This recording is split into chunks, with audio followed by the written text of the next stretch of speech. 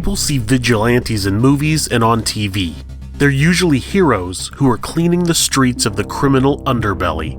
The reality is, vigilante justice does happen, but it's not always as simple and beneficial as the silver screen makes it look. Here are 5 real accounts of vigilante justice. 1. Bernard Goetz. 3 years prior to the incident, Bernard Goetz had been assaulted during an attempted robbery by 3 teens in a New York City subway station. That attack led to only 1 teen being arrested and only being charged with criminal mischief. This angered Goetz and led him to purchase a revolver to carry with him as he regularly traveled with valuable electronics and cash due to his business where he calibrated electronic equipment. He applied for a concealed carry permit, which was denied for insufficient need. On December 22, 1984, Goetz was approached by 4 African-American teenagers, Troy Canty, Barry Allen, Daryl Cabey, and James Ramseur, on a New York City subway train. After Goetz sat down, one of the teens said, "Give me $5. When Goetz refused, they responded, "Give me your money."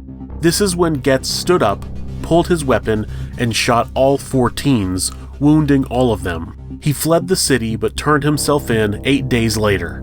He was tried for attempted murder, assault, and criminal possession with a firearm, but was only found guilty of the latter. He spent 8 months in jail.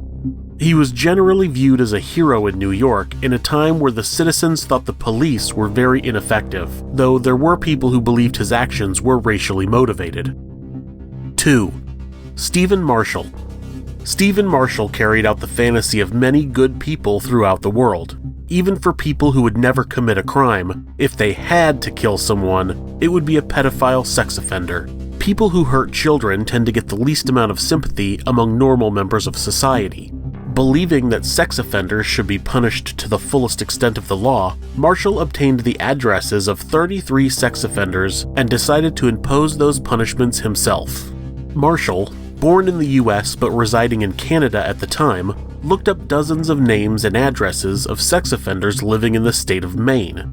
He traveled from his home in Nova Scotia to visit his father in Maine. 3 days after arriving at his father's house, he traveled to the home of Joseph Gray and shot him. He drove by 4 other registered pedophiles before traveling to the home of William Elliott and shooting him. Elliott's girlfriend witnessed the shooting and wrote down his license plate number. Marshall ditched his vehicle and got on a bus headed for Boston, but authorities tracked him down and cornered him on the bus. He ended up shooting himself in the head on the bus and was pronounced dead at the hospital. 3. Raymond Broshears. In the 1970s, we were still a long way off from racial equality, let alone rights for members of the LGBTQ community. Back then, you could verbally and even physically assault a homosexual and suffer no punishment, unless you lived in San Francisco.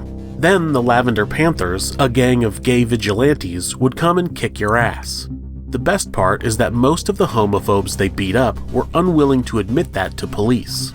Homosexuals were thought to be effeminate and weak, so nobody wanted to admit that they got their ass beat by one. Raymond Broshears was a gay Pentecostal preacher in San Francisco in the 1970s. After being attacked and viciously beaten by a group of teachers in the middle of the street, he decided to take action. He felt like young gay people were not being protected from hate by anyone in the city, so he founded the nation's first gay militant patrol, the Lavender Panthers. He had the men who joined the group learn martial arts and arm themselves with pool cues and chains. Broshears himself carried a shotgun that he claimed was not loaded, but someone else claimed it was. They spent most of their time patrolling streets near gay bars and looking tough to frighten off potential violence against gays. They did occasionally get into fights, and their last one involved members of the gang assaulting a group of juveniles, which led to the police ordering them to disband. 4. The town of Skidmore, Missouri. Ken McElroy was known as the town bully in Skidmore, Missouri. He was an uneducated, violent man who was suspected in multiple thefts of grain, gasoline, alcohol, antiques, and livestock. Charges were brought against him 21 times, but witnesses would never testify against him because he would park outside their homes and threaten them. He met his last wife, Trina, when she was only 12 years old when he raped her multiple times. Trina got pregnant at 14, and McElroy wanted to marry her to avoid statutory rape charges. Her parents initially refused to let her marry him, so McElroy shot their dog and then burned down their house. The parents eventually gave in. McElroy spent the next 7 years bullying the town, but after he shot the 70-year-old owner of the local grocery store and got off yet again, the town had had enough. In 1981, while at a town hall meeting where they were discussing their options with the sheriff, they got word that McElroy was at the local bar.